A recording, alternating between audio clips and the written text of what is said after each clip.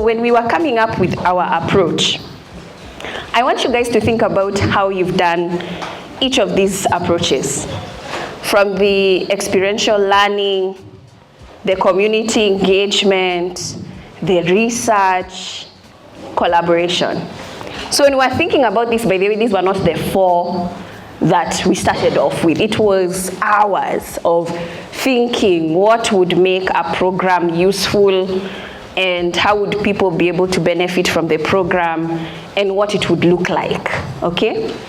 And so I'm gonna show examples of how you guys have managed to do all these 4, right? So first of all, there's clear evidence that, you know, when young people come together, change is inevitable.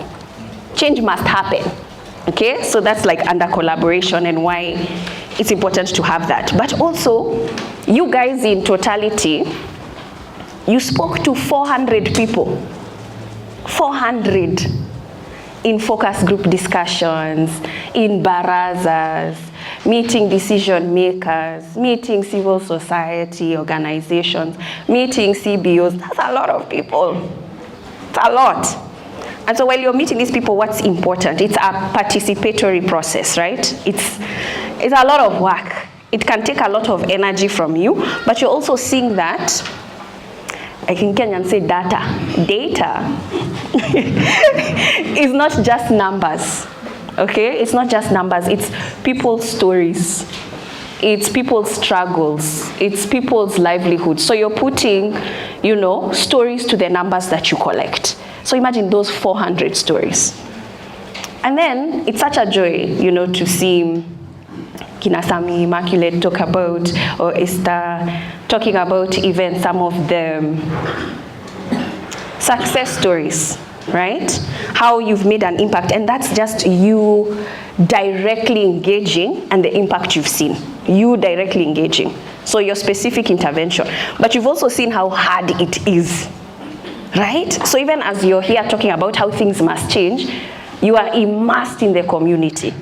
And you're like, hey, anyway, change is slow. Hey, it's frustrating. You can even hear broken telephone. Communication is a challenge. You're also seeing, hey, easy promises, by the way. Hey, can they even happen?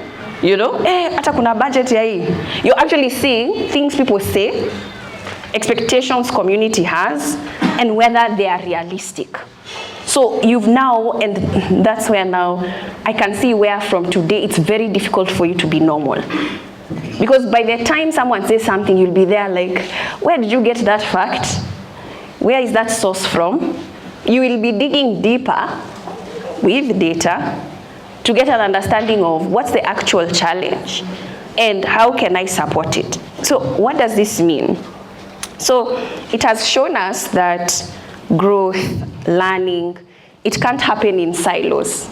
It's things that you have to do in partnership, it's things that you have to do in collaboration, and we have to co-create. So it's not at a Gava is the enemy all the time. We have to find key champions. We have to find partners, people who also believe in the vision, and you work together with them. So you're co-creating. So it's not ati sisi tuko hapa, tunafanya vitu zetu, wao wako kule. So you've seen that co-creation is important to create solutions. So as we move forward, we also have to remember that growth is not a straight line. So I've just told you guys to come to this. It took a lot of meandering, even sometimes reviewing, even sometimes changing how the application process of the fellowship is done, etc. So growth is not a straight line. Learning is not a straight line.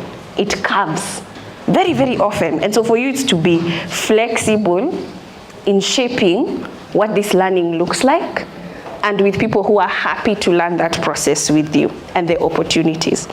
So let's live here, you know, not just as fellows, as partners.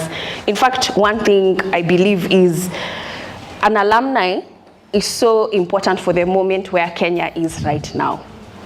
Kenya needs you, like desperately. It needs people who are visionary. It needs people who have servitude as a value, integrity. Kenya is hungry for you.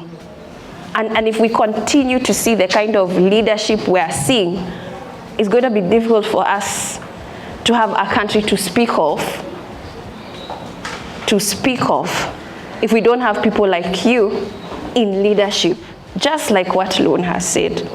So as you're working together on inclusion, using evidence, continue to use that power to influence for the good of country.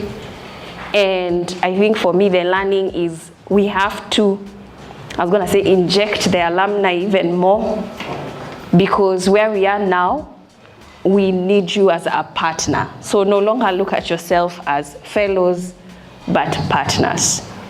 And I say congratulations to the cohort. Congratulations.